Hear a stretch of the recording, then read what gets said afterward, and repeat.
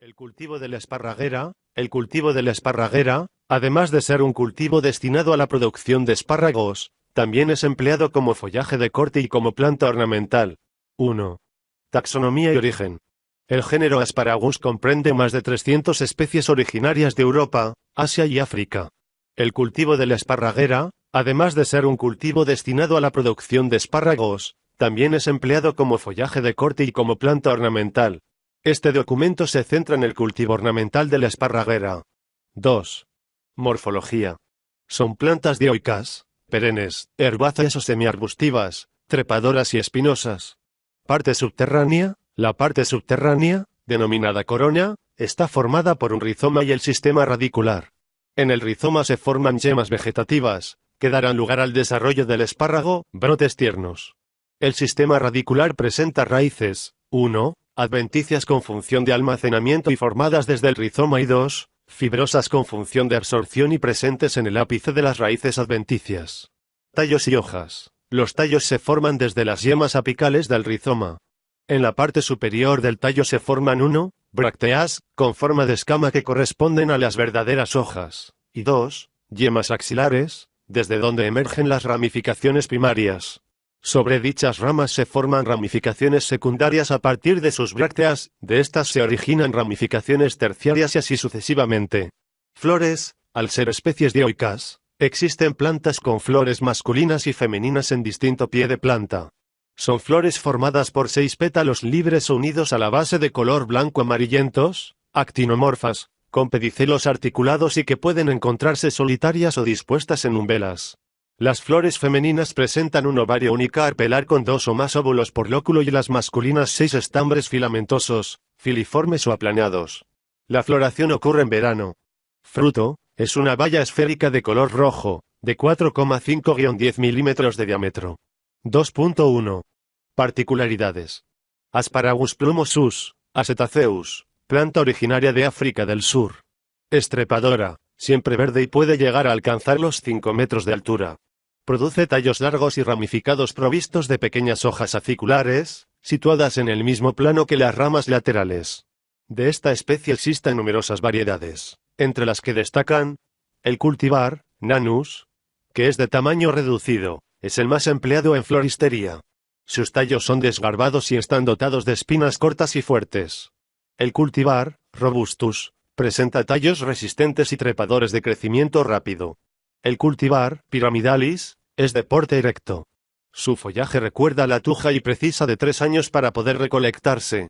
Asparagus densiflorus, planta originaria de África del Sur, siendo muy invasora en Hawái. Es una planta perenne, siempre verde, de tallos erguidos, con grupos de tallos oliáceos, pequeños y plumosos. En verano produce flores blanco-rosadas. El contacto con la savia de la planta produce irritación en la piel y la ingestión de sus bayas toxicidad. De esta especie existen numerosas variedades, entre las que destacan Sprengeri. Presenta tallos arqueados. Es una variedad muy cultivada como planta de interior por su buena adaptación a recipientes colgantes. Las variedades Sprengeri, Sprengeri nanus y Sprengeri robustus son de desarrollo especialmente rápido. Jersey presenta tallos más cortos que otras variedades. Las ramificaciones están poco separadas del eje principal. Asparagus asparagoides es originaria de África del Sur. Es muy invasora en Australia desde 1871 por lo que está considerada como una mala hierba. Es conocida tradicionalmente como Esmilax o Camila. Se trata de una planta trepadora, perenne, de 3 metros de altura, raíz tuberosa y con los cladodios en forma oval. Es muy difícil su cultivo como planta de interior aunque en ocasiones se recomienda para conjuntos colgantes. Asparagus falcatus, es originaria del sur y este de África hasta la India. Se trata de una planta perenne, trepadora y de 2-3 metros de altura. En sus tallos más viejos presenta espinas afiladas curvadas hacia atrás. Posee cladodios acintados, brillantes y de color verde oscuro con vena prominente. Presenta pequeñas flores blancas y fragantes. Su fruto es una baya roja. Es muy utilizado en composiciones de varias plantas por su follaje persistente. Asparagus pyramidalis, planta de tallos largos, aunque menos ramificados y más compactos que Aplumosus. Asparagus myriocladus, Es una de las especies arbustivas más conocidas puesto que produce plumeros muy vistosos, siendo estos altamente cotizados en el mercado, sobre todo el cultivar, astro. El inconveniente de su cultivo es su lenta entrada en producción ya que requiere 3 años como mínimo. 3. Requerimientos edafoclimáticos. Temperatura. La temperatura óptima es de 15 o superíndice C, aunque pueden desarrollarse en un rango entre 5-30 o superíndice C.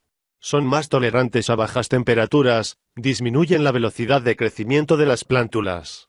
Los cultivos bajo plástico tienen mayor rendimiento pero la calidad de la vegetación disminuye. Humedad. La esparraguera requiere lugares húmedos para su desarrollo. El rango óptimo de humedad relativa oscila entre el 85-90%. Un descenso brusco de la humedad provoca alteraciones colorimétricas en los cladodios. Luz. Esta planta tolera parcialmente la sombra ya que su desarrollo óptimo se manifiesta cuando la intensidad lumínica se encuentra entre 35.000 y 45.000 lux. No tolera la radiación solar directa. El exceso de iluminación reduce la intensidad del color verde del follaje. En zonas de clima suave, se cultiva muy bien bajo umbráculo. Sustrato. Requiere de sustrato arenoso, no compacto, rico en materia orgánica y con buen drenaje. El pH debe estar próximo a la neutralidad. Un exceso de caliza provoca clorosis en el follaje. Riego. Los riegos han de ser moderados. Se prefieren riegos abundantes a nivel radicular en lugar de riegos cortos y muy continuados. Se debe evitar el encharcamiento. La conductividad eléctrica del sustrato no debe ser mayor a 0,75 ds/m. Por otro lado, la C del agua de riego no debe ser elevada en tanto que resulta perjudicial para la planta. 4. Propagación. La propagación se realiza principalmente por semillas. Las semillas de esparraguera presentan una cubierta coriácea, por lo que para facilitar la germinación, se deben someter a un proceso de escarificación. Este proceso consiste en introducir las semillas en agua caliente, 30 grados Celsius, durante 24 horas antes de la siembra. La siembra se realiza, normalmente, en bandejas multilóbulos, con 1-3 semillas por lóbulo. 5. Técnicas de cultivo. Poda. Se requiere únicamente una poda de limpieza para evitar la presencia de enfermedades. Pinzamiento. En los cultivares de desarrollo elevado se deben realizar despuntes para favorecer el desarrollo lateral. Otra técnica consiste en recolectar los plumeros de 1 metro de altura para la obtención de 2 nuevas guías. Aporcado. Es conveniente realizar una vez al año el aporcado de tierra sobre los rizomas, ya que la esparraguera desarrolla nuevos brotes desde la parte superior de estos. Es importante el aporcado para evitar la desecación de dichos rizomas y con ello, una inadecuada brotación. Fertilización. La esparraguera es muy exigente en cuanto a elementos fertilizantes, sobre todo a Sprengeri. Una correcta fertilización podría ser 150-200 ppm en equilibrio 1, 0,2, 1. Se deben evitar excesos de nitrógeno, especialmente en forma amoniacal. Al comenzar el ciclo vegetativo aumentan las extracciones de fósforo y potasio si se comparan con las de nitrógeno, especialmente las de potasio en periodos fríos. En lo que respecta al aporte de micronutrientes, no afecta el peso promedio de los tallos. Sin embargo, la producción y el número de los mismos resultan afectados positivamente con la aplicación de hierro. Stamps y Rock, 2000. 6. Plagas y enfermedades. 6.1. Plagas. Tetranychus urticae, este ácaro, también conocido como araña roja, se presenta principalmente si el ambiente es seco. Los síntomas que aparecen son unos puntitos de color amarillo en el haz de las hojas. Posteriormente, estas punteaduras se tornan de color marrón y se abarquillan, obteniendo un aspecto polvoriento. Finalmente, dichas hojas se desecan y caen. Es frecuente encontrar finas telarañas en el en vez de las hojas afectadas. Cuando aparece dicha plaga, se debe recurrir al aumento de humedad para evitar la extensión de la misma. En el caso de una infestación mínima, se puede optar por la eliminación mecánica de los ácaros, limpiando las hojas. Si por el contrario la infestación es severa, será necesaria la intervención química. Otro método de control es la lucha biológica mediante la utilización del ácaro depredador Phytoceulus persimilis. Heliotis sp. Los daños son originados por las larvas de esta especie. Los síntomas que aparecen son mordeduras en la parte aérea de la planta. Para el control de esta plaga cuando la población de dicha especie presenta un nivel bajo, se recomienda la utilización de trampas con feromonas sexuales. No obstante, dichos tratamientos se deben complementar con productos fitosanitarios autorizados, como puede ser Bacillus thuringiensis. Mythus sp. Es un pulgón muy polífago que se alimenta de tejidos tiernos, especialmente del tallo de Asparagus, originando así la formación de entrenudos cortos. Además, producen daños indirectos al segregar una melaza azucarada donde se instala el hongo negrilla. Para el control de esta plaga, se deben aplicar medidas preventivas. Cuando la población es baja, la lucha biológica resulta efectiva. Adalia bipunctata y Apidius colemani son buenos depredadores de esta plaga. Se debe recurrir al control químico, con productos autorizados y compatibles con la fauna auxiliar, cuando la población existente es elevada. Thrips, aparecen manchas blanquecinas en las hojas de un típico aspecto plateado plomizo y rodeadas de motitas negras correspondientes a sus excrementos. La utilización de trampas adhesivas de color azul y la introducción de Amblyseius swirsk y Iorius son medidas preventivas que resultan efectivas en cultivo en invernadero. El control químico es difícil en este caso debido al pequeño tamaño del insecto. Agrotis sp. Esta plaga afecta a la parte inferior de la planta. Especialmente ocasionan daños en el sistema radicular al alimentarse del mismo. El control químico con productos autorizados es el mejor método de lucha contra esta plaga. Crioceris sp. Esta plaga se alimenta de los cladodios y de la corteza de los plumeros. Para esta plaga el control químico con productos autorizados es el mejor método de lucha. Opiomia simplex, esta plaga produce daños a la planta al alimentarse de la zona cortical del tallo. Para Hipoptera strum, esta plaga origina daños en el sistema radicular al excavar galerías. Para el control de la misma es conveniente la eliminación manual de larvas junto con la aplicación de insecticidas. 6.2. Enfermedades. Botrytis sp. Los síntomas son fácilmente identificables en campo por su esporulación característica gris y vellosa. En la esparraguera, este hongo afecta principalmente a la base de los tallos, provocando el secado del follaje. También afecta a las flores. El control de este hongo es muy importante debido a su capacidad para sobrevivir como saprófito. Se debe evitar el exceso de humedad, ya sea disminuyendo la dosis y frecuencia de riego, espaciando las plantas o ventilando. También es conveniente retirar tejidos enfermos, cortándolos a ras de tallo y utilizando herramientas desinfectadas. Si el ataque es severo, se recurrirá al control químico. Se recomienda hacer un uso alterno de los diferentes grupos sistémicos de productos autorizados. Fusarium sp.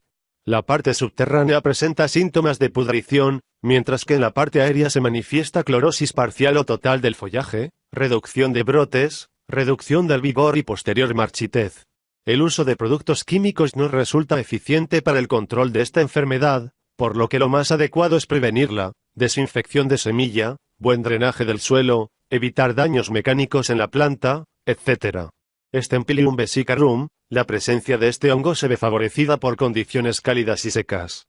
Produce daños, principalmente en la parte basal de los plumeros formando puntos negros, seguido de un amarillamiento y final de secación. Para su control, se deben combinar medidas preventivas y fungicidas autorizados. Entre las medidas preventivas destacan el aumento de humedad relativa, presencia de material vegetal libre de enfermedades, desinsectación de sustrato, herramientas de poda, etc. Xanthomonas campestris. La presencia de esta bacteria provoca la aparición de manchas necróticas en el follaje. El control químico resulta ineficiente, de ahí la importancia de llevar a cabo medidas preventivas. Se debe asegurar el estado de sanidad de la planta madre, desinfectar todo tipo de material, herramientas de poda, sustrato, macetas, sistema de riego, etc. Eliminar las plantas con manchas foliares y evitar el manejo de follaje húmedo. Puccinia asparagi, afecta a las ramificaciones primarias y secundarias de los plumeros. Rhizoctonia violacea, afecta a rizomas y raíces produciendo un color violáceo en los mismos. Corynebacterium sp. La presencia de esta bacteria da lugar a la aparición de una tumoración bacteriana que afecta a la base de los tallos. Los métodos de control más convenientes se basan en la aplicación de medidas preventivas como pueden ser la desinfección de sustratos, tratamientos periódicos, etc. Si te gustó este video dale like, suscríbete y clica la campanita para que reciba más videos como este.